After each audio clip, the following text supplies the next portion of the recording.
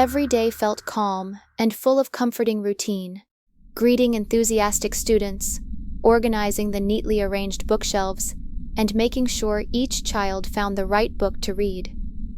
This library was my own world: warm hanging lights, towering wooden shelves filled with books from floor to ceiling, and the scent of old paper that always made me feel at peace.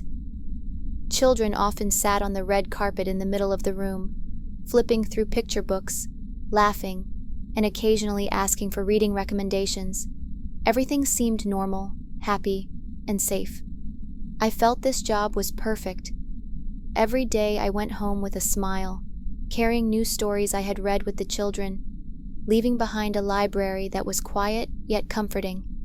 Nothing strange, nothing frightening. My life felt stable, peaceful, and safe.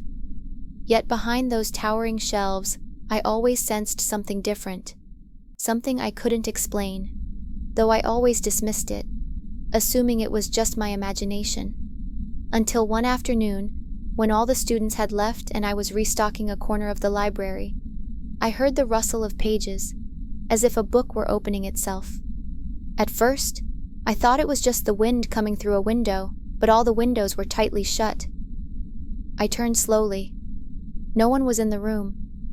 The hanging light swayed slightly, even though I was sure I hadn't touched it. Then, from the very top shelf, a book fell right in front of me, open to a page filled with handwritten notes that looked old, yet somehow freshly written. My heart began to race. Something was off. It wasn't just a falling book. It felt like a message left for me. The message wasn't just about the school, but about the library itself, about the secrets hidden behind the rows of books I cleaned every day. I bent down and read the notes slowly. The words made my skin crawl. I have always been watching you among these shelves. Do not look away. Suddenly, the tranquility I had felt for years vanished.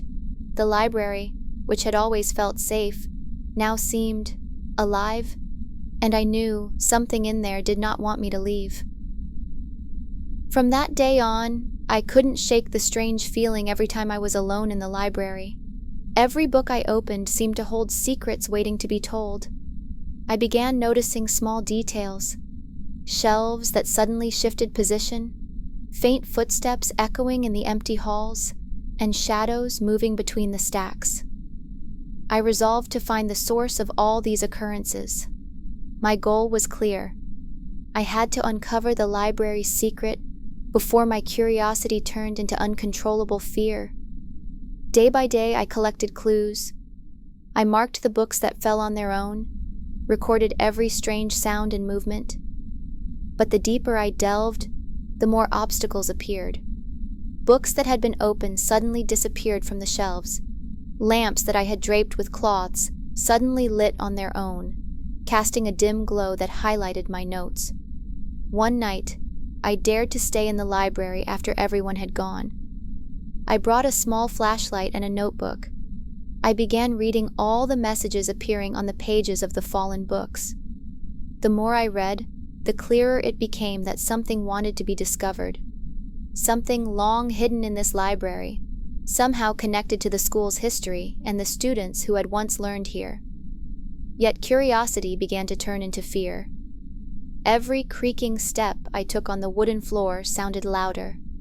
I felt the shelves closing in, blocking my way out, and the faint whisper grew clearer. "You're too close. Do not proceed." I realized one thing. To uncover this secret, I had to face something far greater than I had ever imagined. And there was no turning back now. That night, the library felt different. The wooden shelves I once knew seemed to form their own labyrinth, misleading my steps. The beam of my flashlight highlighted books that seemed to stare back at me.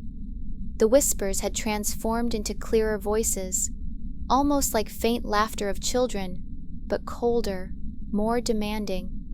I tried opening a book unlike the others, hoping to find answers, but all the pages were blank, except for faint writing that seemed to move as if freshly written.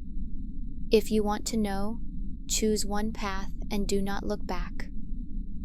My heart screamed to leave, but my curiosity, now fully consuming me, was too strong.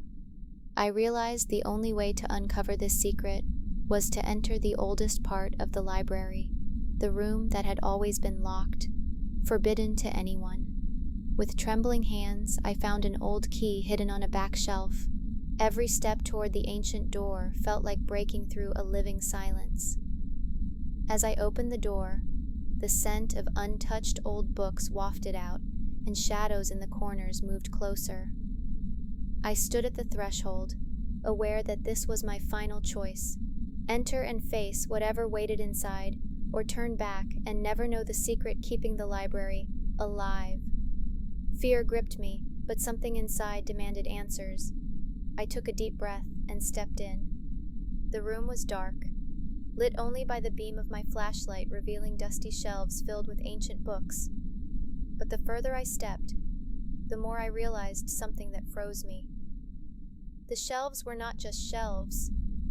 They seemed to move on their own, slowly rotating, blocking my path, forming a circle that seemed to trap me inside. In the center of the room, I found an old table with a large open book. But as I approached, I saw a reflection on the table's surface, not my own, but the shadow of a small child standing behind me, staring with empty eyes. I turned quickly, and no one was there. Yet when I looked back at the book, the shadow now appeared on every open page, copying my every move. The whispers I had heard all this time became clear, right in my ear. You have been reading all this time, but now you are part of my story. My heart pounded. I realized that the library was not just a place of books, but a portal between reality and living stories, and I had been trapped inside one of them.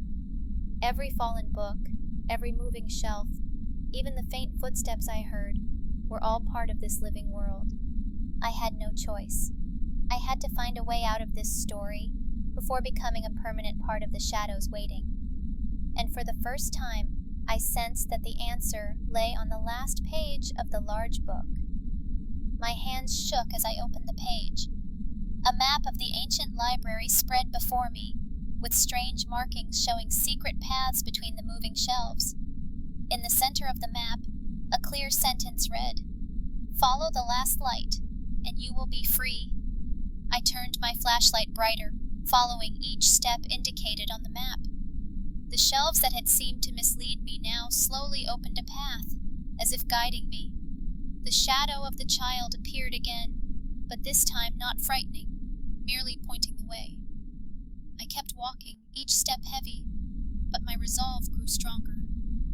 Finally, I saw a small hidden door in the corner of the room, glowing faintly from outside light. Holding my breath, I pushed it open and I was out. I stood in the familiar library hall, the warm hanging lights once again illuminating the room, the shelves now still, as if they had never moved on their own. All the whispers were gone, and I realized I had made it, escaped from the living story world. Yet I also knew one thing. This library held secrets deeper than I could ever see. I had survived, but the experience taught me that the world of books could be more alive than I had ever imagined. Since that night, I have never looked at the library the same way. The tall shelves and ancient books now feel full of mystery, but no longer frightening. I learned that every book holds its own life, stories waiting to be discovered, and sometimes those stories can invite us in if we are brave enough. I also learned an important lesson. Curiosity is a gift, but it must be accompanied by courage and caution. The world we consider safe and ordinary may hide secrets waiting to be uncovered, and when we find them, we can learn more about ourselves than we ever imagined. Now, every time I organize the shelves, I smile. I know this library is more than a place for books. It is a world full of life, mystery, and lessons ready for anyone brave enough to explore it. And I, Isabella Morgan, will always guard that secret, while still opening books for students who arrive with eyes full of curiosity, because every book, every story can